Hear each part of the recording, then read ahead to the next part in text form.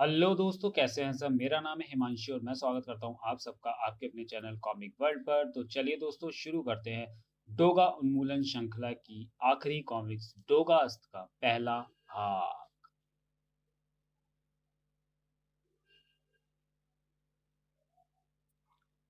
हर इंसान की अपनी विचारधारा होती है जिस पर वह भरोसा करता है और उसे ही अपने जीवन का लक्ष्य बनाता है। डोगा की विचारधारा को सच मानते हैं अधिकांश मुंबई वासी और खुद को सुरक्षित महसूस करते हैं। मुंबई वासियों की सुरक्षा को बढ़ाने के लिए एक नई और असरदार विचारधारा को लेकर आया निर्मूलक। निर्मूलक जो न्यायप्रियता, क्रूरता, वीरता आदि हर मामले में खुद को डोगा से 21 समझता है। अपनी विचारधारा को मुंबई पर थोपने की निर्मूलक की धुन ने खतरे में डाल दिया है डोगा सहित मुंबई के भी अस्तित्व को। क्या परिणाम भुगतने होंगे मुंबई के इस नई विचारधारा के? क्या रोक सकेगा निर्मूलक को अपने उद्देश्य में सफल होने से, या अपनी विचारधारा के साथ ही सदा के लिए हो जाएगा खुद जलकर मुंबई को रोशनी देने वाला डोगा अस्त? उपरोक्त घटनाओं को विस्तार से जानने के लिए पढ़ें डोगा उन्मूलन श्रृंखला के पूर्व प्रकाशित भाग क्रमशः डोगा निर्मूलक, डोगा बेकाबू, डोगा न्याय, डोगा उन्मत्त, डोगा अंश, डोगा ध्वस्त और निर्मूलक क्रांति। ये सभी कॉमिक्स वॉइस मोड में चैनल पे अपलोड है और इसकी इनकी मैंने एक प्लेलिस्ट बना दी है डोगा उन्मूलन सीरीज के नाम से। तो आपको ये सारी कॉमिक्स वहां पे मिल जाएगी। Mumbai a few hours back. जैसा कि मैंने बताया कि ये मिलिट्री के क्लासिफाइड एक्सपेरिमेंट में एक था।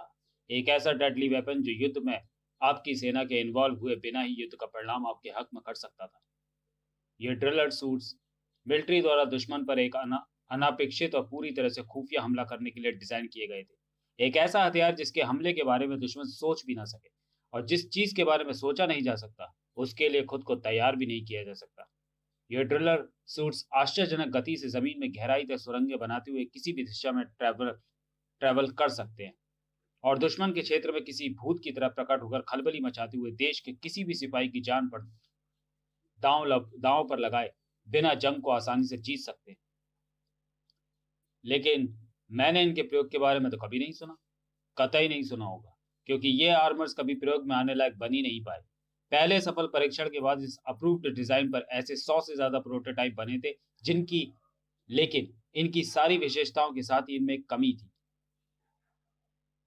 हैवी ड्यूटी वर्क के लिए एक हैवी ड्यूटी पावर सोर्स की जरूरत पड़ती है, जो कि इन सूट में मौजूद तो था, लेकिन उस पावर सोर्स का परफॉर्मेंस इच्छा अनुरूप नहीं रहा, क्योंकि इन सूट्स का प्रदर्शन ड्रिलिंग साइट की कठोरता के अनुसार प्रभावित होता था।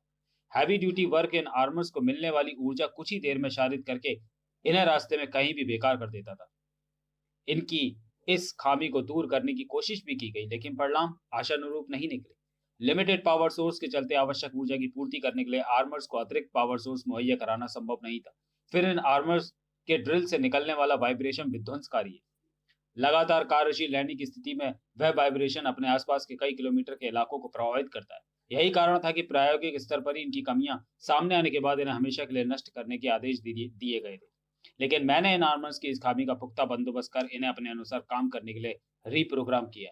अब ये ना पूछना कि मैंने मिलिट्री क्लासिफाइड प्रोजेक्ट को हासिल कैसे किया। यदि इंटेलिजेंस में आपका कोई घुसपैठिया जानकार एक्सपेरिमेंट्स के कब्रिस्तान में गड़े कई मुर्दों में से एक को उखाड़ कर आपके सामने ला खड़ा करे, तो उसमें दोबारा जान फूकना ज्यादा मुश्किल काम नहीं है। बहुत अच्छे जीरो जी।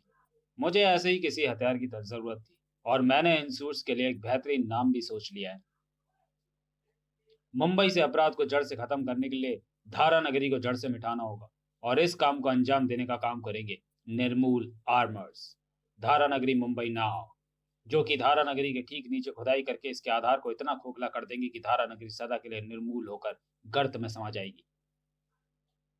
और इस तरह मैं बढ़ाऊंगा अपराध रहित मुंबई बनाने की दिशा में मेरा पहला कदम। यह सबक होगा मुंबई में व्याप्त अराजकता और अपराध फैलाने वाले हर छोटे बड़े शख्स के साथ ही टोगा के लिए भी। इनसाइड द निर्मूल carrier, hovering boofed high over धारा नगरी। लेकिन यह हमारा प्लान नहीं था निर्मूलक।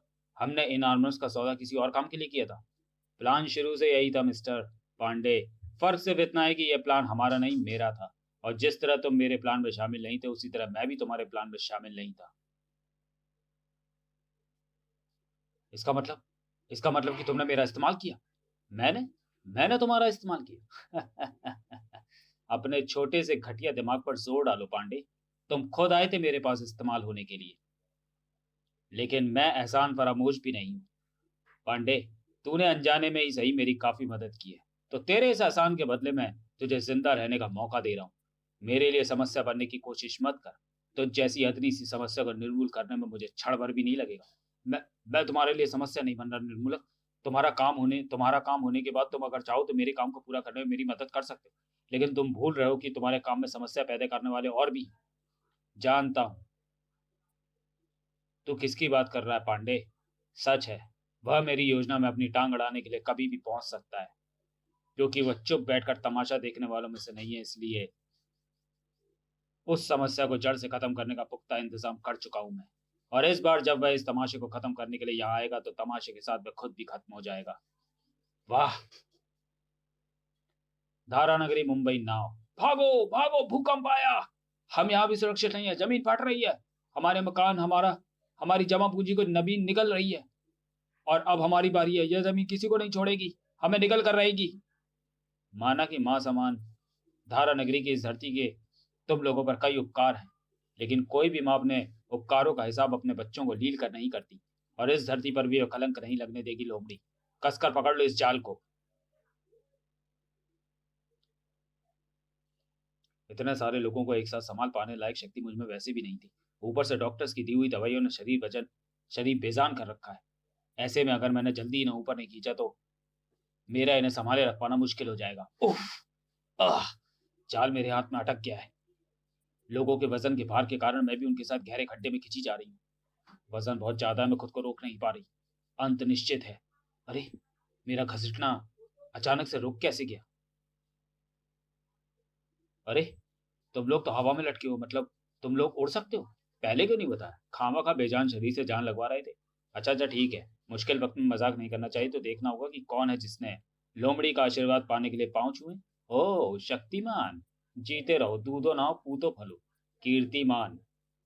What ever. सरनेम तो तुम्हारा मान ही है ना। शक्ति हो या कीर्ति, नाम में क्या रखा है। चलो, अब पोज बहुत मार ली, गिरते पड़ते ही रही। गिरते पड़ते सही, दो चार ना सोशल मीडिया पर शेयर करने के लिए तुम्हारी फोटो तो ले ही ली होगी। अब मुझे और इस जाल में फंसी इन मछलियों को ऊपर खींचो। तुम बचपन से ही बड़बोली हो या इस मास्क ने तुम्हारा दिमाग खराब कर दिया? तुम बचपन से ही इतने सीरियस हो या इस पोशाक ने तुम्हें खड़ूस बना दिया है? तुम्हें मेरे बड़बोलेपन से क्या, तुम बस अपने काम पर ध्यान दो, क्योंकि पार्टी तो अभी शुरू ही हुई है। Mumbai, several years ago. Radhika, तू तू भी इसके साथ है? गलत। मैं इसके साथ नहीं हूं, बल्कि ये मेरे साथ है, क्योंकि मैंने ठीक कहा ना पप्पन? बिल्कुल सही कहा तुमने राधिका। ता। क्यों क्यों कर रहे हो तुम दोनों ये सब? क्यों, कब और कैसे सरीखे, तुम्हारे सभी सवालों के जवाब तुम्हारे पास ही है लक्कड़। बस तुम्हें अपने भेजे पर कुदाल चलाने की जरूरत है। पहेलियां ना बुझा चुड़ैल। जो कहना है एक बार में कह। मुझे मारना भी है तो एक बार में मार दे। ना ना लक्कड़, तुझे इतनी आसान मौत मिल जाए तो मेरी वर्षों की तपस्या निरर्थक आई जाएगी। मैंने इस पल का वर्षों इंतजार किया। उस इंतजार में गुजारे एक एक पल का हिसाब लेना है मुझे तुझसे। तो तुझे एक बार में कैसे मार दूं? चल, तुझे तेरे गुनाह की कहानी सुनाती हूँ। फट। गुनाह जिसका हिस्सा तो उसी समय बन गया था जब मुंबई के एक संभ्रांत परिवार में जन्म लिया था एक नन्ही सी जान, एक बच्ची ने। उस बच्ची का उस घर में जन्म लेना शुभ साबित हुआ, क्योंकि उस लड़की के जन्म के दिन ही सालों से चले आ रहे प्रॉपर्टी के केस का फैसला उस परिवार के हक में निकला। उस लड़की के पिता ने उस प्रॉपर्टी पर टॉय फैक्ट्री बनवाने का फैसला लिया और उस फैक्ट्री का नाम रखा उस बच्ची के नाम पर, जो कुछ ही समय में नामी टॉय मेकर्स में से एक बनकर उभरा। पापा की राजकुमारी और मम्मी की राजदुलारी उस लड़की का पालन पोषण राष्ट्रीय ठाट बाट से हुआ। महंगे से महंगे कपड़े और खिलौने उस लड़की की बस एक इच्छा भर से हाजिर करवा दिए जाते थे। इस लाड़ प्यार के चलते उस लड़की के लिए दुख तकलीफ जैसे अस्तित्व में थे ही नहीं। लेकिन जैसा कि कहते हैं कि सुख और दुख एक ही तराजू के दो पलड़े हैं। कभी एक पलड़ा भारी पड़ता है तो कभी दूसरा, और तराजू कभी भी एक पलड़े के लिए दूसरे के साथ भेदभाव नहीं करता। उस तराजू ने भी अपने दूसरे पलड़े के साथ इंसाफ करने की ठान ली थी। 6 साल की उम्र में उस राजकुमारी की मां की आंख में मौत ने जैसे उस परिवार की खुशियों की सीमा बांधने का ऐलान कर दिया था। लेकिन उसके पिता ने उन दुख तकलीफों को उस बच्ची पर रत्ती भर भी हावी नहीं होने दिया। पापा, आप मुझसे पहले नहीं मरना। पापा कभी नहीं मरते बेटा, वे हमेशा जिंदा रहते बच्चों के दिलों में। उसकी मां के जाने के बाद भी उसके लाड़ प्यार में कोई कमी नहीं आने दी। किसी भी बीमारी को पनपने से पहले उसे खत्म करने का इंतजाम पहले ही कर दिया जाता था उस बच्ची के कर दिया करते थे उस बच्ची के पिता। उसे एक छींक तक आती थी तो डॉक्टर्स के लिए भाग-दौड़ शुरू हो जाती थी। लेकिन कहते हैं ना कि कुछ बीमारियाँ ऐसी होती हैं जिनके होने का पता इतनी आसानी से नहीं चलता और जिस बीमारी का पता ही ना चल पाए उसका इलाज करना असंभव है। एक ऐसी ही बीमारी उस शहर में फैली हुई थी जिसका पता किसी को भी नहीं था। उस लड़की के पिता को भी इस बीमारी ने अपनी चपेट में ले रखा था। लालच और धोखाधड़ी के कीटाणु ने उस लड़की के पिता को कब अपनी चपेट में ले लिया तो उन्हें पता ही नहीं था।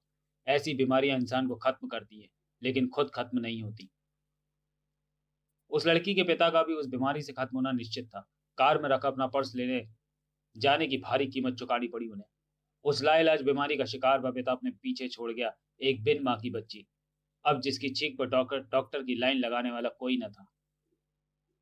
पापा अपनी राजकुमारी को छोड़कर जा चुके थे और उनके पीछे बची थी एक अनाथ बेसहारा बच्ची जो कि ये सोच रही थी कि क्या वह सच में अपने परिवार के लिए शुभ थी। लेकिन शायद नियति इतनी भी बेरहम नहीं थी। उस बच्ची के लिए अभी एक सहारा बचा हुआ था। उसकी मौसी उस बच्ची को अपने घर ले आई। उसे एक नया घर मिल गया था, एक नया परिवार। वह उसके पुराने बंगले जितना बड़ा तो ना था, लेकिन अनाथालय से बेहतर था। भाई बहन जैसे रिश्तों से अनजान उस बच्ची के लिए मौका था उन रिश्तों को करीब से जानने का, उन्हें जीने का। उस मासूम लड़की ने जल्दी अपने व्यवहार से उस घर, आस पड़ोस और स्कूल में सभी का दिल जीत लिया था। लेकिन इसी वजह से उस बच्ची की मौसेरी बहन अब खुद को उपेक्षित महसूस करने लगी थी। उसने उस बच्ची से बदला लेने की ठान ली थी। वह शरारतें करके इल्जाम उस बच्ची पर लगा देती थी। कभी वो बच्ची घर और पड़ोस में चोर बन जाती थी, तो कभी स्कूल में चीटर। समय के साथ उसका जीवन बद से बदतर होने लगा। सभी की आंखों का तारा वह बच्ची अपनी मौसी पर बोझ बन चुकी थी। हमेशा चहकने वाली वो मासूम बच्ची अब चहचहाना भूल चुकी थी। इन सब मुश्किलों के बीच पड़ोस में रहने वाली पीटी टीचर आशा मैडम ही एक राहत थी। जहां वह लड़की सेल्फ डिफेंस और योग सीखा करती थी, उन्होंने जो सबसे बड़ी शिक्षा उसे दी वह थी कि कभी हालात के आगे झुकना नहीं, लड़ना है। वह बच्ची भी खूब लड़ी, परंतु अंततः उसकी मौसी ने ही रोज रोज की लड़ाइयों से परेशान आकर उसे घर से निकाल दिया। 10 साल की उम्र में उस बच्ची ने वह घर और शहर छोड़ दिया। तो चलिए दोस्तों, वीडियो को यही समाप्त करते हैं और मिलते हैं डोगास के दूसरे भाग में अगले वीडियो में। तब तक के लिए धन्यवाद।